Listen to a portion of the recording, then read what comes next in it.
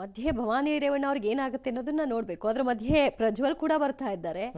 ಇದೆಲ್ಲವೂ ಕೂಡ ಒಟ್ಟೊಟ್ಟಿಗೆ ಆಗ್ತಾ ಇರುವಂತಹ ಬೆಳವಣಿಗೆ. ಏನು, ನಾಳೆ ಪ್ರಜ್ವಲ್ ರೇವಣ್ಣ ಬೆಂಗಳೂರಿಗೆ ಬರ್ತಾ ಇದ್ದಾರೆ. ಈ ಬೆನ್ನಲ್ಲೇ SIT ಟೀಮ್ ಪೆನ್ ಡ್ರೈವ್ ಪ್ರಕರಣವನ್ನ ತನಿಖೆಯನ್ನ ಚುರುಕುಗೊಳಿಸಿದೆ. ಹಾಸನದ MP ನಿವಾಸಕ್ಕೆ ಹೋಗಿ ಅಲ್ಲೊಂದಷ್ಟು ಪರಿಶೀಲನೆಯನ್ನ ನಡೆಸಿದೆ.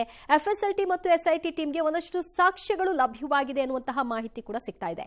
ಹಾಗಾದ್ರೆ ಹೇಗೆ ಈ ಪರಿಶೀಲನೆ ನಡೆಸಿದ್ದಾರೆ, ಏನೆಲ್ಲ ಸಾಕ್ಷ್ಯವನ್ನ ಸಂಗ್ರಹ ಮಾಡಿದ್ದಾರೆ, ಮುಂದಿನ ಆಯಾಮ ಏನು, ಅದರ ಬಗ್ಗೆ ಒಂದು ವರದಿ ಇದೆ, ನೋಡೋಣ. ಪ್ರಜ್ವಲ್ ಪೆನ್ ಡ್ರೈವ್ ಕೇಸ್ ತನಿಖೆ ತೀವ್ರ. ಹಾಸನದ MP ನಿವಾಸದಲ್ಲಿ SIT ತಲಾಶ್. ಪೂರಕ ಸಾಕ್ಷ್ಯ ಸಂಗ್ರಹಿಸಿದ ಆಫೀಸರ್ಸ್. ಮೇ 31ರಂದು ಸ್ವದೇಶಕ್ಕೆ ವಾಪಸ್ಸಾಗಿ SIT ವಿಚಾರಣೆಯನ್ನ ಎದುರಿಸ್ತೇನೆ ಅಂತೇಳಿ ವಿಡಿಯೋ ರಿಲೀಸ್ ಮಾಡಿ ಪ್ರಜ್ವಲ್ ರೇವಣ್ಣ ಹೇಳಿಕೆ ಕೊಟ್ಟಿದ್ರು. ಈ ಬೆನ್ನಲ್ಲೇ SIT ಅಧಿಕಾರಿಗಳು ಪೆನ್ ಡ್ರೈವ್ ಕೇಸ್ನ ತನಿಖೆಯನ್ನ ಮತ್ತಷ್ಟು ತೀವ್ರಗೊಳಿಸಿದ್ರು. ನಿನ್ನೆ ಸಂಜೆ ಹಾಸನದ RC ರಸ್ತೆಯಲ್ಲಿರುವಂತಹ ಸಂಸದರ ನಿವಾಸ, ಹೊಳೆನರಸೀಪುರ ರೇವಣ್ಣ ನಿವಾಸ ಹಾಗೂ ಚನ್ನರಾಯಪಟ್ಟಣ ತಾಲೂಕಿನ ಗನ್ನಿಕಡದ ಫಾರ್ಮ್ ಹೌಸ್ಗೆ ಏಕಕಾಲದಲ್ಲಿ FSL ಹಾಗೂ ಬೆರಳೊಚ್ಚು ತಜ್ಞರ ಜೊತೆಗೆ ಆಗಮಿಸಿದ SIT ಟೀಮ್ ಎಲ್ಲೆಡೆ ತಪಾಸಣೆ ನಡೆಸಿದೆ.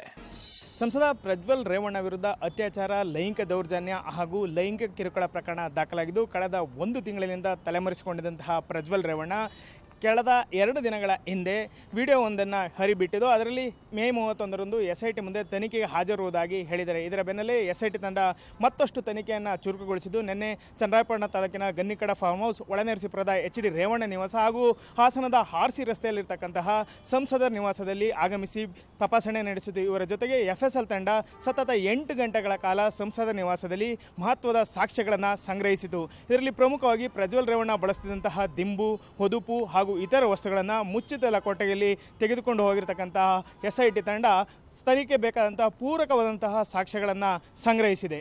ಹೊಳೆನರಸೀಪುರದ ರೇವಣ್ಣ ನಿವಾಸ ಹಾಗೂ ಚನ್ನರಾಯಪಟ್ಟಣದ ಗನ್ನಿಕಡ ಫಾರ್ಮ್ ಹೌಸ್ನಲ್ಲಿ ಸುಮಾರು 2 ಗಂಟೆಗೂ ಹೆಚ್ಚು ಕಾಲ SIT ತಪಾಸಣೆ ನಡೆಸಿ ಹಲವು ಸಾಕ್ಷ್ಯಗಳನ್ನು ಸಂಗ್ರಹಿಸಿ ತೆರಳಿದೆ. ಹಾಸನದ ಸಂಸದರ ನಿವಾಸದಲ್ಲಿ ಸತತ 8 ಗಂಟೆಗಳ ಕಾಲ ಇಂಚಿಂಚು ಮಾಹಿತಿಯನ್ನು ಜಾಲಾಡಿದೆ.